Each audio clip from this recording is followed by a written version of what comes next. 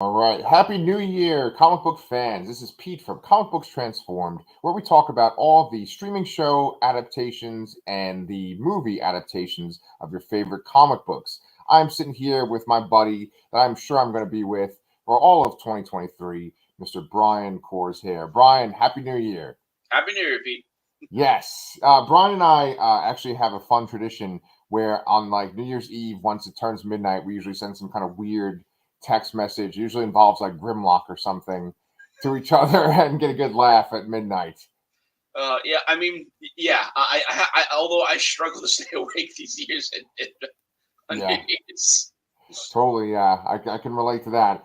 And then also there is a problem because Brian is in New Jersey and I am in Texas, so there's actually an hour difference Yeah, too. so So he's it's like, not, oh, yeah, it's not that time yet. yeah, yeah. But the reason why we are here today is because we've covered a lot in 2022.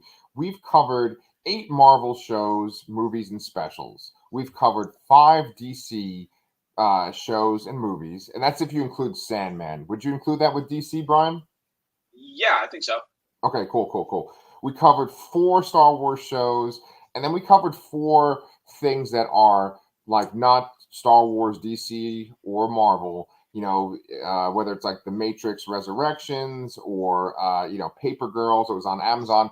4 properties that were not Marvel, DC, or Star Wars. So To that's add that's. Go ahead. to add one a very obvious number that I just realized right now while you were talking, that we covered 22 things in 2022. That's pretty hot, man. I wish I could say that was intentional. Yeah, maybe we'll cover 23 things in Well, 2023. we have a goal now. Yeah. So here's our top 10 list, and this could include TV shows, this could include movies, it even could include the specials that they had on for Marvel. They had 2 this year. But what I get out of this list is how much of this stuff did we like that was from Marvel, and how much of this stuff did we like that was from DC. All these shows we don't that are on this list are our favorites out of what we reviewed. It's not our favorites out of the whole year. Like Brian, if you were going to make a top 10 list of all the movies you saw, all the TV shows you saw, would these things match up, or would there be a lot more non-comic book stuff on your top 10? Well, so the funny thing is that I often joke when I'm hanging out with friends that are local that are much bigger into horror, like our friend Danny, and and then they're not as adamant about watching every single comic property like I am. So most of my watching habits is devoted to comic book related things. So there maybe there maybe would have been an extra 7 or 8, maybe 9, 10 things I watched that weren't comic related besides Oh, okay. this year. So it wouldn't be that much different, I guess. Okay. Interesting, interesting. Yeah, well, you bring up Danny and the Lasser cast. There definitely are horror things that would have made my top 10 list so far. But I would say that for my top 10 list, if you include like the shows I watch with my wife and the stuff that we review, the stuff that me and Danny review, I would only put the first, the last 4 things, numbers 4 through 1, on a top 10 of mine. Fair. Okay. All right. So with that being said, there's one last thing, guys, too. Uh, I have this theory that Brian and I have 9 out of the 10 favorite things on our list. That it's the same for both of us. And so I think that maybe like there might be one difference. And I think the only difference is going to be the order we put things on the list. Just you don't have to tell me the answer here, but do you have do you have a guess as to what the difference is going to be? I do. I think it's Okay. going to be my number 9. I think it's not on your list. Okay, interesting. So, with that being said, we're going to go off of my list, and you guys at home, see if you agree with the stuff that we put on this list, and let's see how close my list is to Brian's. All right, so Brian, you ready to get started? Let's go. All right. So for my number 10, let's see if this is on your list. My number 10, I have The Boys Diabolical. Interesting. I do not have that on my list. Oh shit! Okay. Okay, so we're already wrong on our previous statement. Yeah, interesting. I don't know. I don't even know what to add here. I have no notes for it. Okay, that's fine. No, That's fine.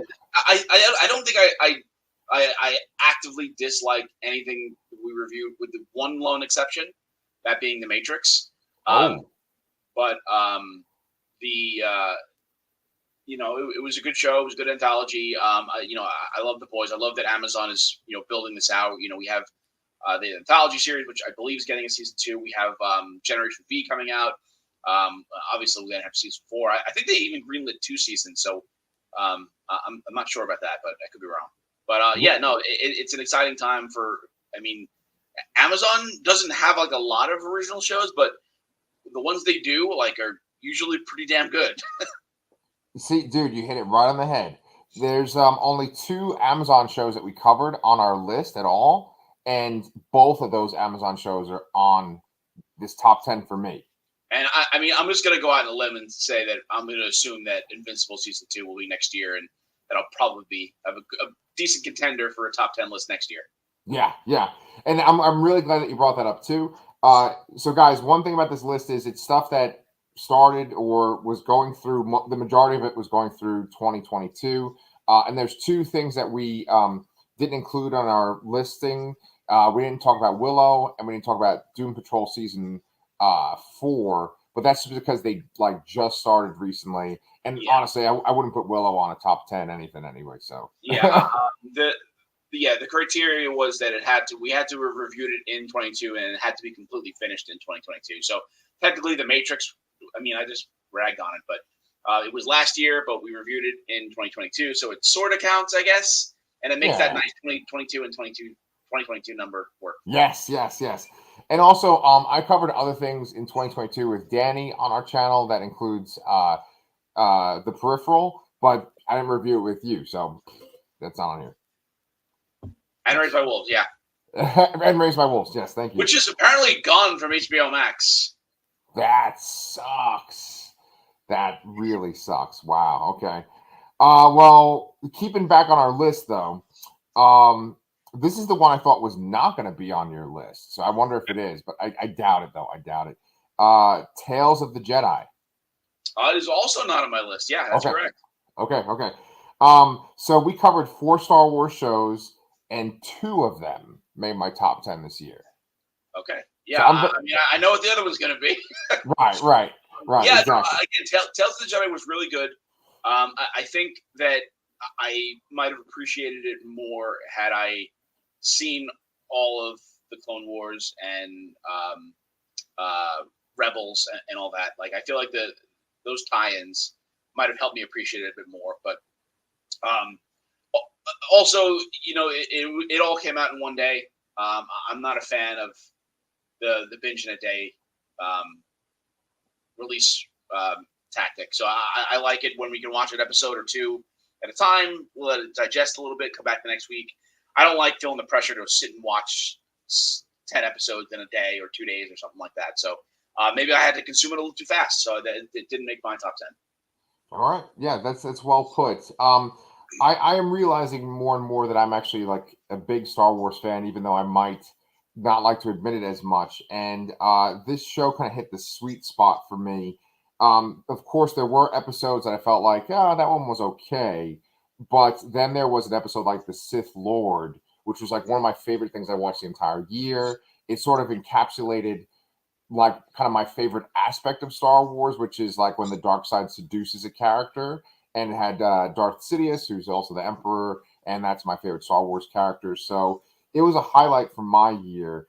One other thing I should also point out with this top 10 that I made is that there's so much stuff that we reviewed that I would either think oh, that was good, but I wasn't super excited by it, or I actually kind of disliked it, like She-Hulk, Attorney at Law, or Moon Knight, right? And so some of the things that are on this list are just basically because I felt like they were a cut above just good, or they're not something I disliked, like She-Hulk. And so The Boys Diabolical, Tales of the Jedi, and then my number 8 and my number 7 are both things that I don't think would make a top 10 for me anywhere, but I liked them better than most of the stuff that we watched. So you ready for my number 8? If you didn't get my number 8, then I'm starting to think we're totally off this year. Okay, let's go. Okay, my number 8. We covered 5 DC shows and movies, and 4 of them made my top 10. This is the only movie, though. This is The Batman. Matt Yeah, Reeves. the Batman is on my list. Okay. Okay. So, what number is The Batman on your list? I have the Batman as number 5, actually. Okay. So you have it higher on your list. Yeah, I really like the movie. DC is in such a weird place, but when you're looking at it and get to pick and choose the best parts, I think this one is a worthy addition to this year. It's a great adaptation. It's probably the most detective-y Batman movie we've ever gotten, and that's one of my favorite things that I don't think they've touched upon enough in the movies. It does run a little long. Mm-hmm. I our friend Danny loves to say that he thinks that it should have ended with Batman and Riddler in the interrogation room, and I think it needed a little bit more, but maybe not the full 30 minutes or so afterwards. But I still think Danny was good. I'm excited to see. I mean, this seems to be one of the few things that will withstand the changing of the guard here at DC. So I'm excited to see more for it. But great movie. I'm still thinking about it. 9 months removed. What was it, March last year? I believe so. Yes. Yeah. Year, I mean. Yeah, in 2022. Yeah. Yeah, man. I really good points there. I do feel it was long too. One other thing that I would have to say is that it also did have a moment in it that was one of my favorite moments of the year by far. I know what this is. It's one of my favorite. To the fire. No, it's not that. No. No. That part's cool. That part's cool. But my favorite part, one of my favorite Batman movie parts ever, is when the signal's in the sky and you see all the criminals getting scared. In the very first 5 minutes. Yeah, the opening scene. Yeah. Okay. Yeah. I mean, the bar is so high for Batman movies after watching The Dark Knight and the 1989 Batman, right? There's so many good Batman movies, and that scene by itself ranks up there with scenes from any of those movies. So that's why it's number 8 on my list. Cool. All right, Brian, I'm real nervous now. I don't know if this one made. Yeah, no, I think it's gonna be more than 2 differences now. Okay. I'm seeing things here that there's just no way you put on. All right. Let's see. I mean, especially because the first movie in this series, you and I always disagree about in our rankings. So here we go. We reviewed 8 Marvel movies and specials, and 1 of them made my top 10 this year.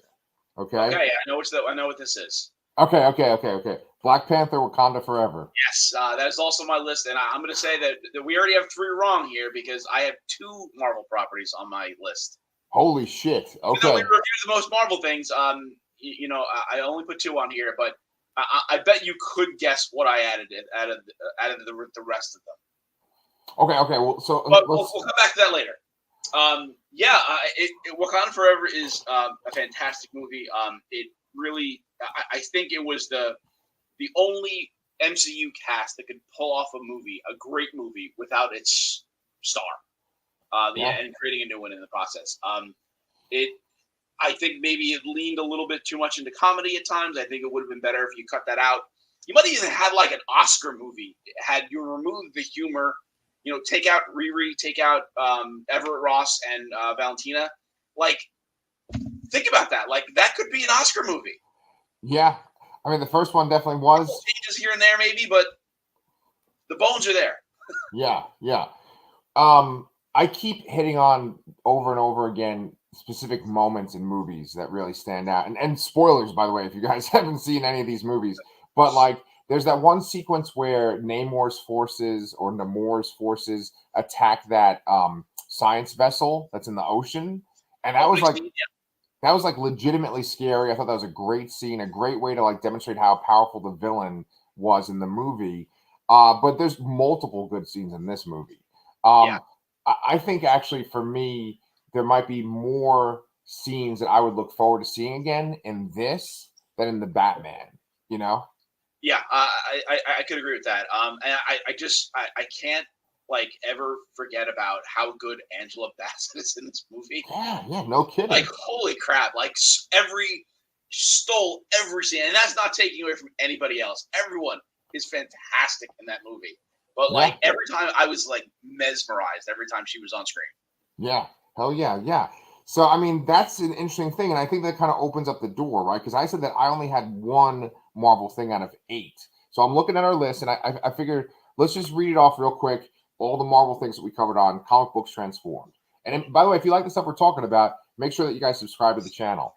Okay. Black Panther Wakanda Forever, Werewolf by Night, Guardians of the Galaxy Holiday Special, She-Hulk Attorney at Law, Moon Knight, Ms. Marvel, Doctor Strange in the Multiverse of Madness, and Thor Love and Thunder. So let me try to guess the 2 that are on your list. So before I say that, let me also add that Wakanda Forever was my number 6. Okay, all right, that's closer. Very close. 7 for me and 6 for you. Okay, cool. So let's see. I'm gonna guess that for you, the 2 that made this list, I know one of them. I think pretty easily. Werewolf by Night. No. Wakanda Forever is on my list, so that's one of them. So you only have to guess one. Oh, okay. So it's not Werewolf by Night. Not Werewolf by Night.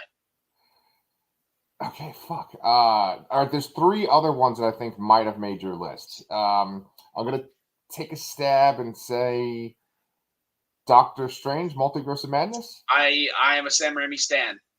Okay. Good. Honestly, have I not had such like fond memory of like watching Evil Dead movies and Darkman and all those Drag Me to Hell, like everything I love about Sam Raimi. It's and the Spider-Man movies. God, like how do I forget that? That is such a huge influence on me and what I like about movies and stuff. So I did like that movie, and had it not been him, and it was just that story, even if it was exactly the same, which I doubt it would be, it may not have made that top 10, but it kind of put it over the edge for me. It's just a lot of nostalgia for me. Yeah, so I like that movie a lot, and I like Sam Raimi a lot too. When I think of Sam Raimi, though, I also think about how he made that Oz the Great and Powerful movie. I didn't see that. Yeah. And I think that was kind of mediocre, too, even though it probably had good moments in it. He is fantastic, and his repertoire is pretty damn impressive. Yeah, no, I'm not a fan. I'm not going to say that every movie is amazing and perfect, but there are a lot of his movies that are some of my favorite of all time. So. Oh, yeah. I mean, he's made awesome stuff that isn't even like over the top, crazy angle, weird stuff too. Like A Simple Plan. That's a great movie. He also made a movie called like The Gift that had like Keanu Reeves in it and Katie Holmes and is it Kate Beckinsale? No, not Kate Beckinsale. Cate Blanchett was in it too. A lot of Kates. And so he has a couple of movies that are like subpar, or not that great. But he has some amazing movies like the ones that you listed. And I do think that elevates Doctor Strange. However, when I think about that movie as a whole, I just kind of get excited about the Illuminati showing up. And then, like, even the way they're kind of dispatched, it's like kind of too quick. And it feels like it's almost just like, hey, look, you like these people. They're from other things. And here, now you're never going to see them ever again. Exactly. So, like, that's why I didn't make the cut. But I think that we should talk about Marvel in general at this point. Before we get off Doctor Strange, I also wanted to say about it that I really do like the villainous turn by Wanda in this movie and the idea for that. And I especially appreciate that more as I've been catching up on a lot of X-Men comics this year. So I'm like reading books from like 2021 now. So and it's just there's is it Trial of Magneto? Yes. I don't know. There's some scenes where Exodus, an X-Men villain, is just talking to, like around a campfire to some young mutants, and he's telling these stories of the Great Pretender, and they're referencing the Scarlet Witch and what she did to mutants in the comics, which was take away their powers and take away their birthright and all that. And they just obviously we don't have mutants in the MCU yet, but just taking that angle. And turning her the angle from the comics and making her this villainous figure, and then translating that to the movie is something I appreciate as well. Although maybe that wasn't the intention of it. I don't know if they're gonna say like, hey, she was a villain in House of M, so how can we make her a villain in this? I don't know if that went into it at all, but if it did, I see it and I appreciate it. Yeah.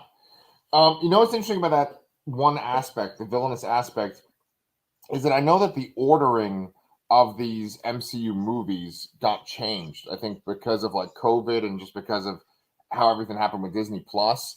And I think that No Way Home was supposed to come out after Multiverse of Madness, right? I don't know. I'm not sure. I don't know.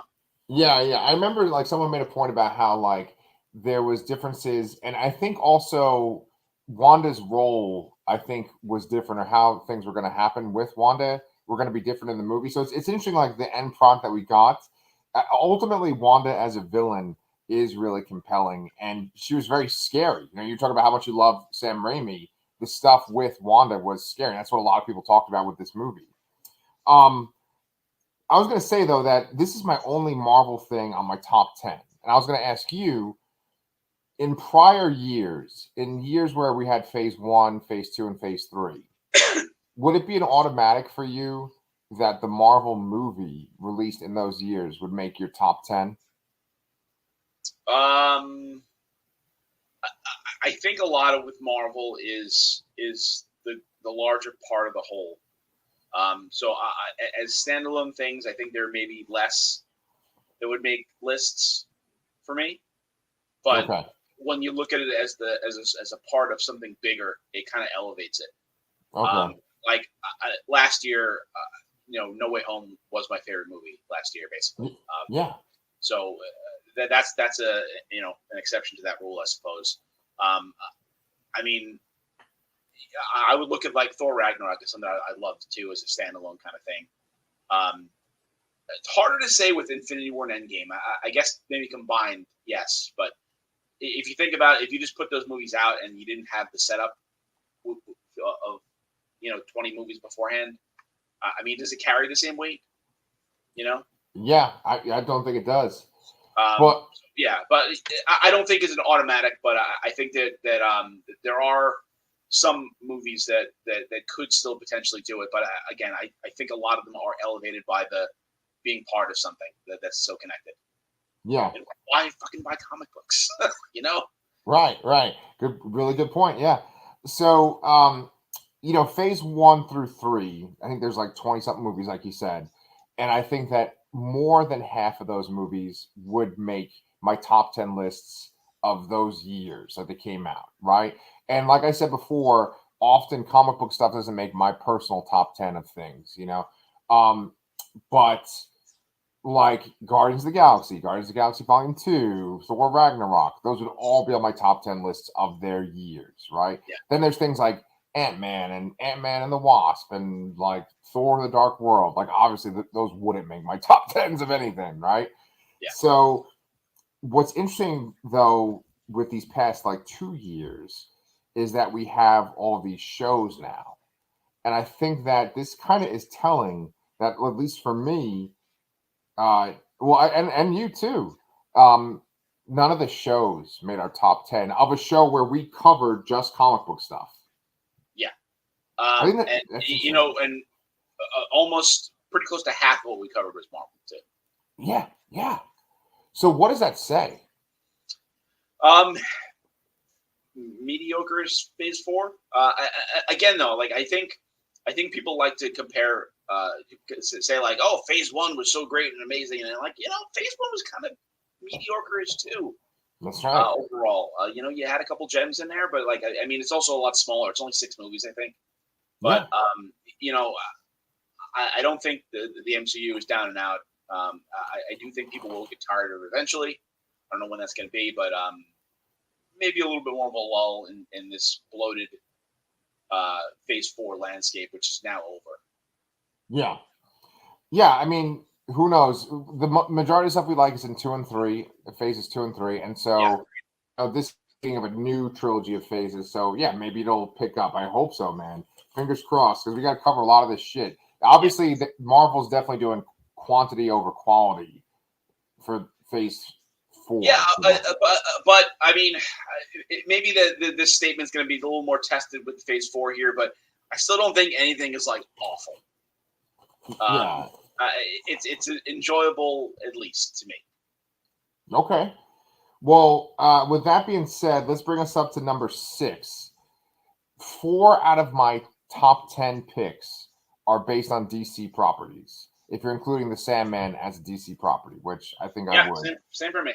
So 4 out of my top 10 are DC, which I think that's interesting that one is Marvel and Marvel put out 8 things. DC put out 5 things, and 4 out of those 5 are on my list. So here's this next one. The thing is, I'm almost positive that you ranked yours higher on the list, but I put for number 6, Peacemaker. Interesting. Okay. Yeah, I definitely ranked it higher. It was one of the first shows we reviewed in 2022, and this was my number 1. I knew it. Okay. I knew it. It made an impact on me. It was consistently funny. It was consistently kept me engaged with the intrigue and mystery. The characterizations were great. The performances are great. It's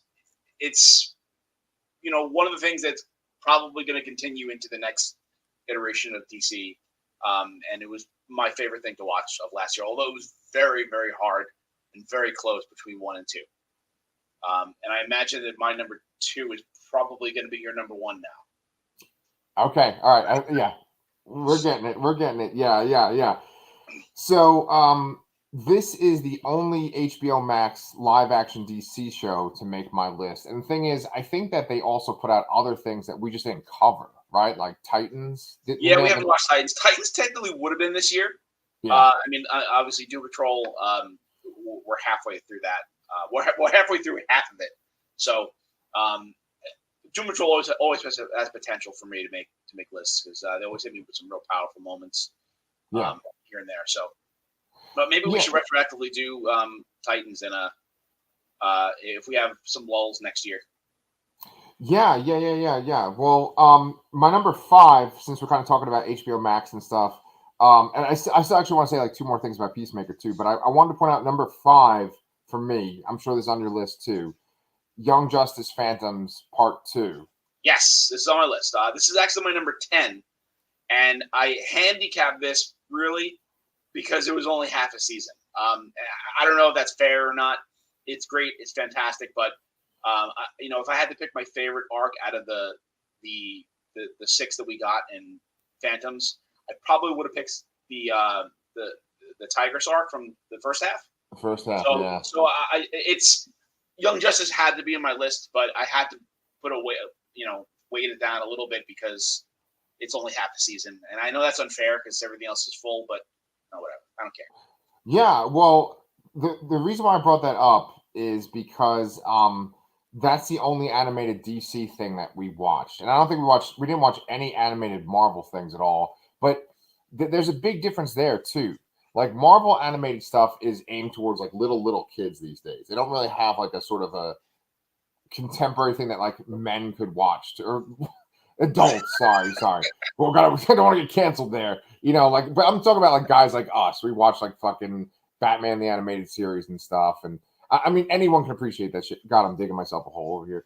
But like, you know what I'm saying? Like, there's those shows that like obviously adults watch too, and they like.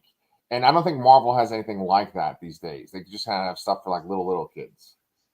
Yeah, I can't think of what Marvel shows are even on that's animated right now. I mean, the like, Disney shows that were like Avengers and Guardians of the Galaxy, I don't think they're on anymore. I don't think Spider-Man's on anymore. Well, there's that fucking show where they have like all the big heads. Like, isn't it called Spidey? Spidey. Oh yeah, Spidey. Yeah, that's very a very young age oriented there though. That's for like 3-4 year olds probably. Yeah. They had MODOK on Hulu. I think that counts as last year. That's animated. Good point. Very good point. I watched a little bit of that, but not too much. Yeah. I can't even think of anything else. Well, I don't know what else DC put out that was animated last year. I mean, I'm sure there was a movie or two, but I don't recall. Yeah, they always have these animated movies. I think there was one with the Super Sons where it was like, it was Jonathan Kent and Damian. I think they put that out because they kind of changed their art style once again for their in-house art style, where it has that sort of that computer. Even though it looks like it's hand cell drawn, it's like computer animated. Do you know what I'm talking about? Yeah. So there were 3 things. So Catwoman Hunted, Green Lantern Beware My Power, and Batman and Superman Battle of the Super Sons. Yeah. Yeah, right. So there's that, right? But then let me ask you this: did a season of Harley Quinn come out too? Oh shit! Yeah, it did. Yeah, I yeah. like Harley Quinn too. I forgot about it. I forgot to finish it. Right. So that's the thing, right? Is that like you and I didn't cover that on this channel, I guess, because everything else was coming out. I think when it came out. Well, yeah, this was the third season too, so you would have had to catch up with 2 seasons, which is not the most easy thing to do. Yeah, yeah. So, but I think that's an interesting point because those movies, I'm assuming those movies are probably more mature too. Those are kind of like what I was talking about with those, like, where adults can watch them too. And so, Yep. so I think DC kind of has a different approach, obviously, like to their movies and their animated stuff, because they're sort of going for that idea that like comic book audiences are older people, middle-aged people like us. Yeah. And Marvel is sort of trying to hook like younger, more diverse audiences, and there's absolutely nothing wrong with trying to hook younger audiences, more diverse audiences. I always say this, but like comic books are like cigarettes. Like you should try to get people when they're really young, then they're hooked for life, right? But like I think the problem is that Marvel's approach is to make things more appealing to younger, diverse audiences. They make them sort of more generic because it's like one size fits all, and I think that makes it uninteresting. You know what I'm saying? Yeah. Like I think when DC considers that sort of that older niche audience, which is getting smaller because we're getting older and dying and stuff. Yeah. It's like they can take more risks. They can do different things because it's like, oh, we already are dealing with a small group. Let's try to satisfy that small group. What do you think about that? Yeah, no, I agree. I think Marvel's trying to get them young and get them involved with watching movies and all that with their younger kid aim shows.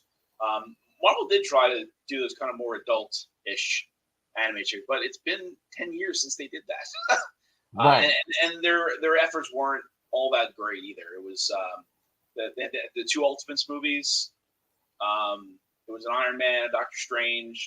It was a Next Avengers, and then a couple Hulks and a Thor. But the last one was in 2011. I don't know what else is currently going on with them.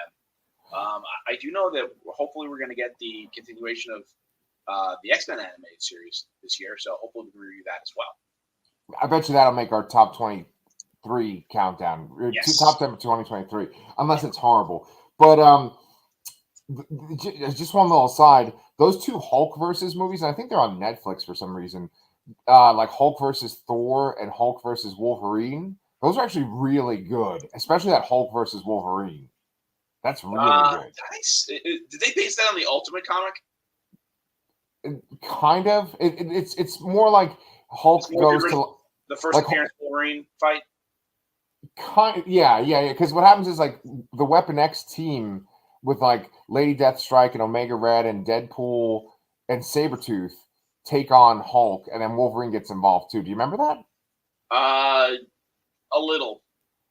It's really bloody and violent, and Deadpool is really good in it too. Yeah, I just remember from the Ultimate Hulk versus Wolverine comic. There's at one point Hulk rips Wolverine in two and throws half his body like across a mountain. Yep. And Wolverine survives, of course. But right. that is always stuck in my head. Mm-hmm. Yep, I remember that. I remember looking at that comic with you in person. Yeah. yeah. So, we kind of went off on this tangent about all the animated stuff. There's one last Peacemaker thing I wanted to say. Sure. Peacemaker is also a show that had multiple moments that really stood out for me. But I think the thing that most people associate with Peacemaker, and honestly, like it should kind of maybe put it as number one on my list too, is that opening sequence. That opening sequence of Peacemaker is like this elevated thing that's better than almost everything on this list. Yeah, 100%. Yeah, I'm so curious if they're going to change it at all moving forward or not, or if they can do better or not, because it's going to be tough to top. Yeah, no kidding. Yeah. All right, well, here we go, man. We got up to my top four, and then I want to hear your list straight through, too. Of course. So for my top four, now these are now things that would make my personal top four for movies and TV shows, okay? And so number four, I know this is on your list, too, because I know you, Paper Girls. Wow, top four. Fuck yeah. Fuck yeah. Wow. Okay. Yeah. I love Paper Girls. I was a big fan of it. I think it got caught up in kind of like the everyone thinking it was like a Stranger Things ripoff or something, which it is not. Nope. And I really did enjoy it. And I think I don't think there's ever been a more comic accurate casting like ever. Everyone looks exactly like they do in the comic, and it's incredible. Yeah. And it's on my list. It's a bit lower. I have it as number 9. Okay. Maybe part of that is the disappointment that we're not going to get a season 2. That they confirmed that. They left us off at a cliffhanger, slightly different than where the comic went. But I was interested. Yeah. The reason why it's top 4 for me is because it dealt with some really interesting ideas, especially the main idea of the show, which was if you could sort of view your future self as like a young version, like if your 12-year-old version could see your 20-something-year-old version or your 30-something-year-old version, what would that interaction be like? How would you be perceived? And it really hardcore dealt with the idea of like that you're a different person at different phases in your life, and what seemed important to you in your youth might not be as important to you as an adult. And that's really interesting stuff. It's really mature stuff, which is very different from like everything below this list and pretty much everything else that we've covered on our channel. So only the stuff that is higher on my list was like kind of more adult than everything else that we covered. And even though we talk about people in fucking capes and clones and all this kind of shit, I am 40 years old and I want like kind of more adult things, and you'll see that reflected in 3, 2, and 1. So also, I totally agree with everything you said about Paper Girls. It is very mature. I do like that concept of meeting yourself, an older version of yourself, which it wasn't even as prevalent a theme in the comic itself. Right. But and I just had to add to also probably the best period joke I've ever heard in my life in that show. Yes. There was like a whole episode devoted to this girl having her period, and us two awkward middle-aged men had to talk about it, but it wasn't stupid or crude. It was extremely It was realistic. really smart and really funny. Yeah. So that's why it's got number 4. I had to have some kind of Brian K. Vaughan thing on my list because I love him so much. And this is my routine petition for someone to make a Saga show. Fuck yeah. Let me ask you this: The Boys, which that's what we're coming up to for me now. The Boys, is The Boys currently published by Image, or who are they published by now? There is no current. I think it was Dynamite though. It's still Dynamite. Yeah. I don't think there's anything current though. I don't think they're putting out anything new, are they? No, but I thought that they had a different publisher originally, and then how they have all those on the. You know what? Yeah, that's a great point. Yeah, because I thought that it started out with Dynamite and then it changed. Yeah, the versions of the books that I have are all Dynamite, so they're probably the more recent one. Yeah, because they have like the Omnibuy that have like the people from the show on their covers now. Yeah, I have the digital versions of that. Yes. Right, and so I was thinking like it's a different publisher, but anyway, if The Boys is not published by Image, then Paper Girls is the only thing published by Image that made my top 10. But I mean, Image didn't really put out too many things this year on any kind of streaming channel or movies. Wildstorm was the original. Wildstorm? And it was only the first 6 issues. Okay, so then it became Dynamite. Yeah. Okay. So, with that being said, we're now up to my top 3. And so... wait. We match up everything? We talking about Paper. Okay, yes. Boys. So yeah. I'm guessing The Boys is number 3. Boys is number 3. Boys season Same number 3. Okay. And so The Boys season number 3, it makes 3 because the top 2 things for me are like, they have to be the top 2 for me personally, because I love them so much. We raved about them so much on the channel. And it is, like I said before, there's 2 Amazon shows that we covered. Both of them are on this list. This season has some of the best moments in the entire show. This show definitely has this sort of forward momentum where things keep getting built up, and you care about the characters more and more. And we're now 3 seasons in. Eric Kripke, who created Supernatural, he had this perfect arc for the first 5 seasons of Supernatural, and then he left. And I feel like if he can do the same with The Boys, you know, this will be a fantastic show. I think if he leaves and the show ends, we're good. And yeah, and I've said this consistently is I don't know how much more they can get. Like I think maybe they could do 2 more seasons here, especially with Homelander, the spinoff Gen V. That's going to basically be a riff on the I want to say it's like the second volume or third volume, which is like an X-Men kind of knockoff parody sort of thing. Right. Yeah, I mean, the way it looks right now, it looks like there could maybe only be 5 seasons. There could maybe even only be 4 seasons the way it looks now. And if they do that, then this will be like an all-time great thing. I think so, but I think it's doing so well that I think this is going to be one of those things where they drag out to make as much money out of it as possible. I hope that's not true. I always want things to just end when it's right to end, when the story's over, not when it's just like, oh, hey, we want to do another season? Sure, because it's making us money.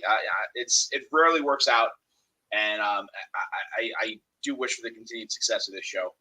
And I arguably, I would say that this show might be better than the source material in a lot of ways. I'm a little mixed on it here and there. There's a couple things I really like about the comic, and I think there probably is a lot more that I like about the show.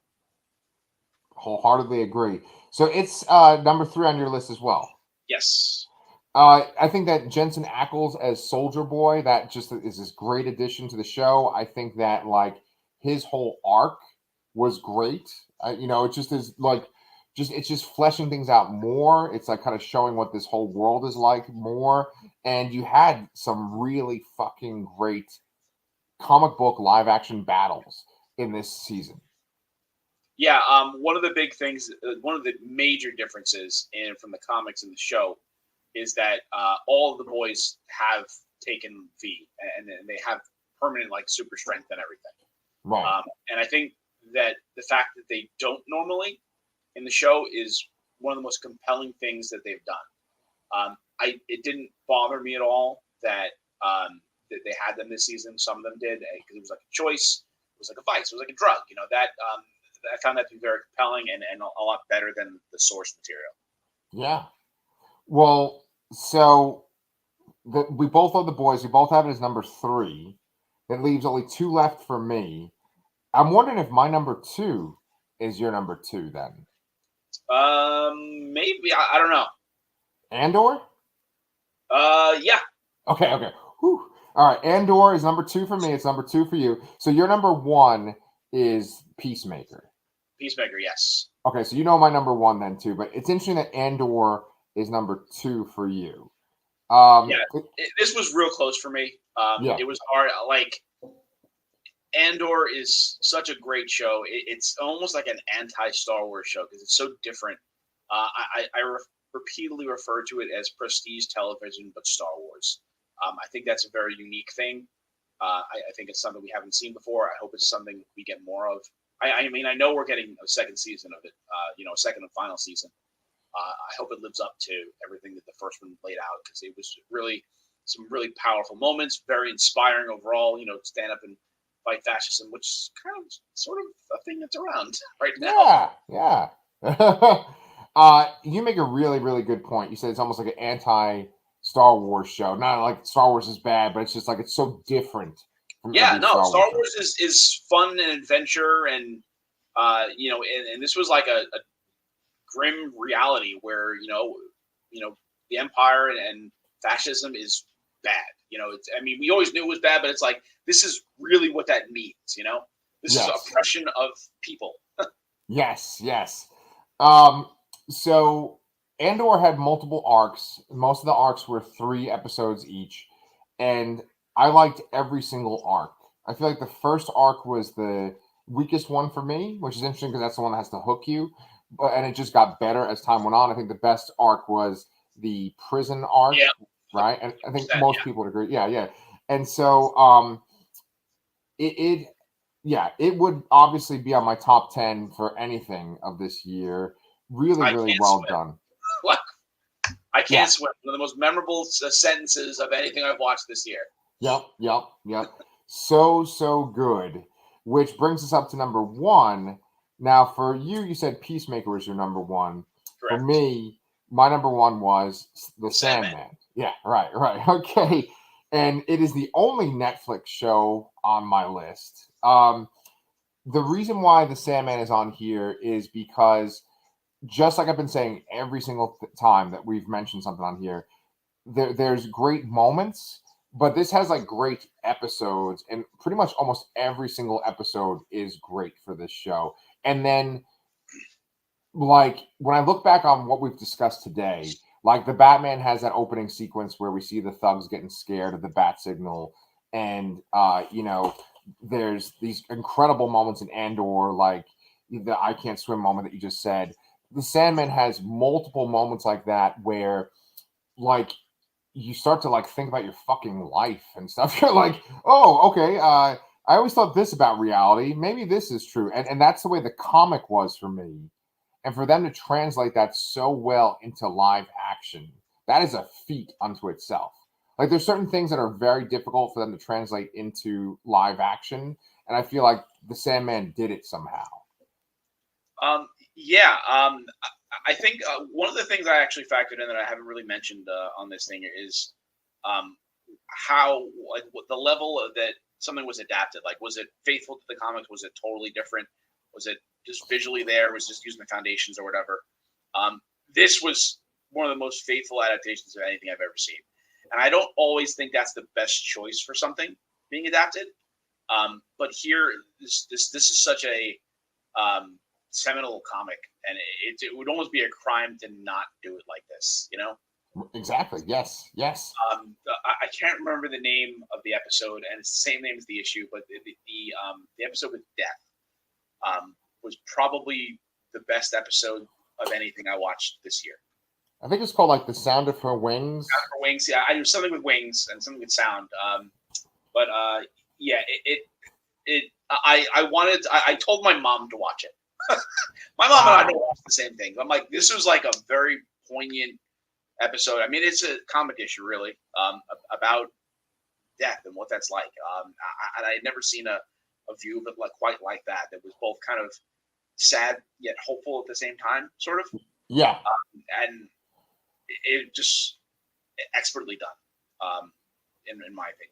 Right. And some people might say that like that episode 24/7 is better than that, Yeah. The diner one, right? Yes. The episode that you just referred to, the one that you said you showed your mom or whatever, is called The Sound of Her Wings. Yeah. That episode is great. And then there's other ones too. There's one after the diner one and after that episode that I thought was really good too. I just can't remember which.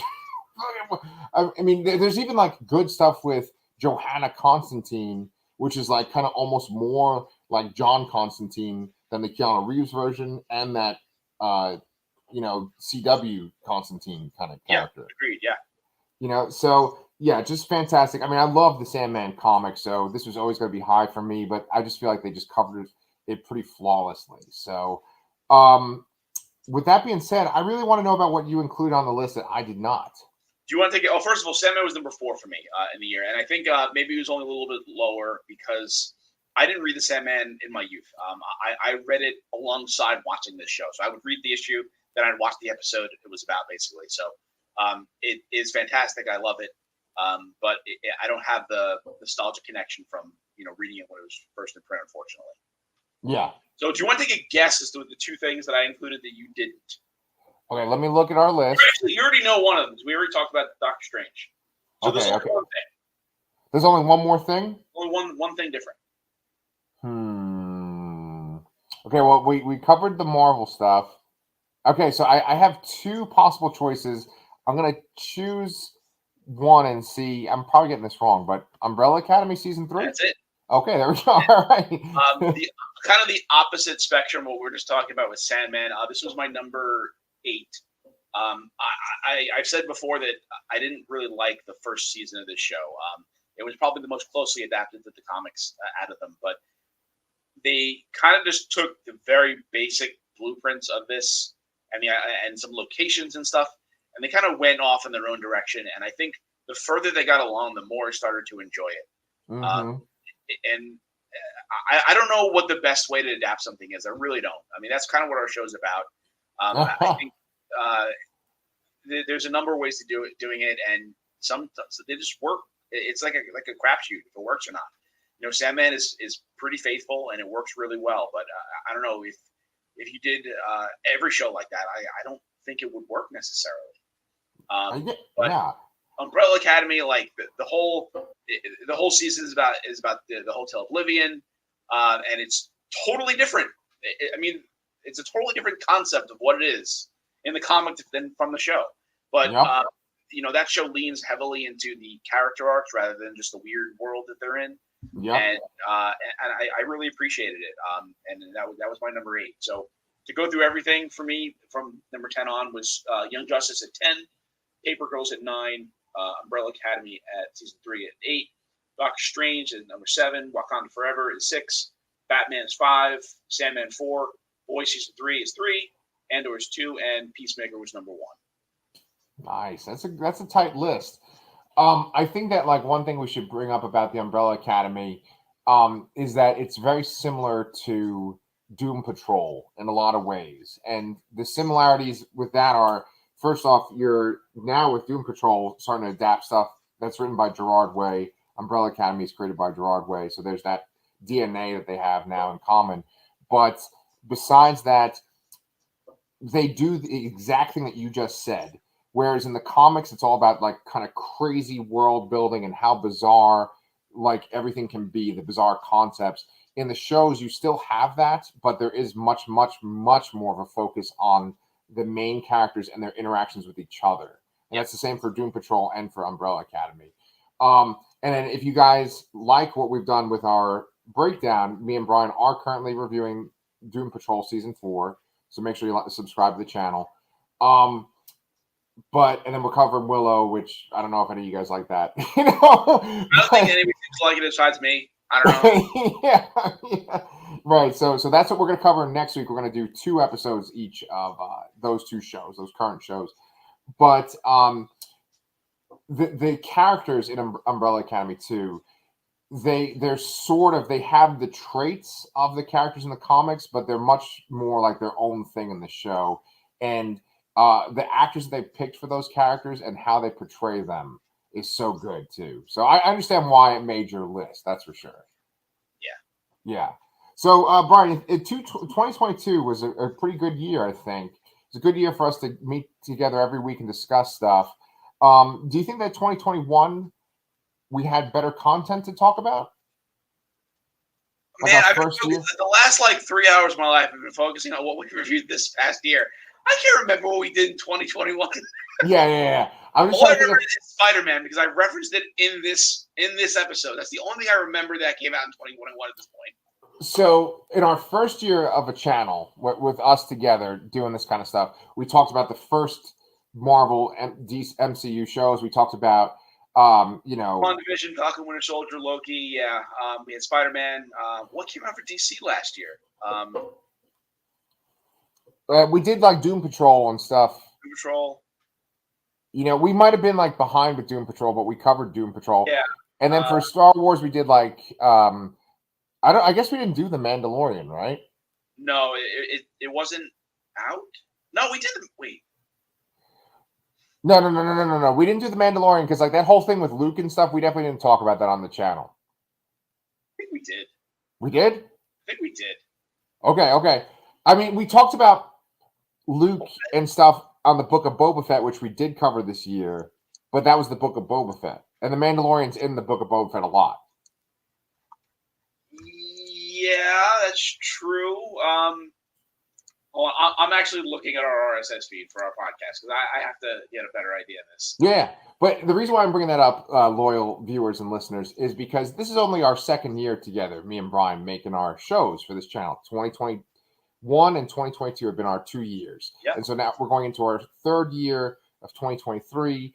And just looking at how things are going, I was wondering, Brian, if you were feeling optimistic, pessimistic, based on like what we've covered so far. I mean, I always hope that we're going to get better stuff coming down the pipe. I mean, a lot of the things that we covered today are coming back. I don't know if they're necessarily coming next year. We have to wait a little bit longer. But yeah, I like to keep it a positive outlook on what's coming, and not like to think that everything that I've already seen the best thing that I've ever seen. I don't like that idea. Yeah, I think for me, when I look over this list and I look at the fact that like we covered 8 Marvel things, like you said, almost half of the stuff is Marvel things, and yet only one thing made my list and 2 things made your list. I think that's very telling, and I think that in the past few years of comic book media, um, you had this kind of COVID world where I think everybody scrambled to get streaming, to make streaming a thing, and movies kind of took a back seat. And I think that they're seeing the response from the fans, and I think that they're seeing that the fans won't just watch mediocre stuff because it has a Marvel name on it. What do you think? Yeah, I totally agree. And I'm looking at back at 2021. Our first episode was February 12th, 2021, and we talked about Transformers: War for Cybertron. Oh, Which I forgot about. Which our original name was Ramblings from the Rod Pod. Ramblings from the Rod Pod, which was a very deep cut name from Transformers Born Meets the Iconic. But yeah, I would honestly say that 2022 was better than 2021 overall here. There was that show.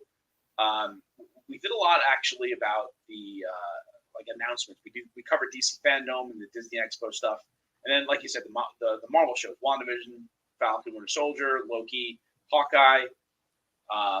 Then we did the best show of all time, Jupiter's Legacy. Oh, We did. We really stuck to that too. That year, you were covering Superman and Lois for a while, which I wasn't a part of. Yeah. Yeah, and then a couple movies here and there. Black Widow. We did He-Man, the Master of the Universe Revelations. Oh yes. Yeah, but there's a few less movies here, I would say overall, but it's still mostly Marvel related and DC related stuff there. But so I would say, like, hands down, 2022 was a better year for what we covered than 2021. Awesome, man. Yeah, I really do think that was still obviously dealing with COVID. I mean, we were still wearing masks and stuff during that whole time too, Yeah. So like it was that COVID world, and like I said, I think that like streaming they were really trying to push that. HBO Max was still more new at that point, and Disney Plus was absolutely kind of new at that point. Yep. So I think they were trying to make those things happen, and movies took a back seat. But I think that we're going to see a shift in 2023 where I think there's just going to be more focus on quality stuff. We'll see. I don't know. Hopefully, yeah, and hopefully less binging. Yeah. Yes. Cool. Well, if you guys have been with us for this time, thank you so much for being a part of Comic Books Transformed. We really appreciate you guys. Let us know in the comments what your top 10 list based on comic book adaptations is for 2022. But until then, me and Brian will see you guys next week, and Happy New Year.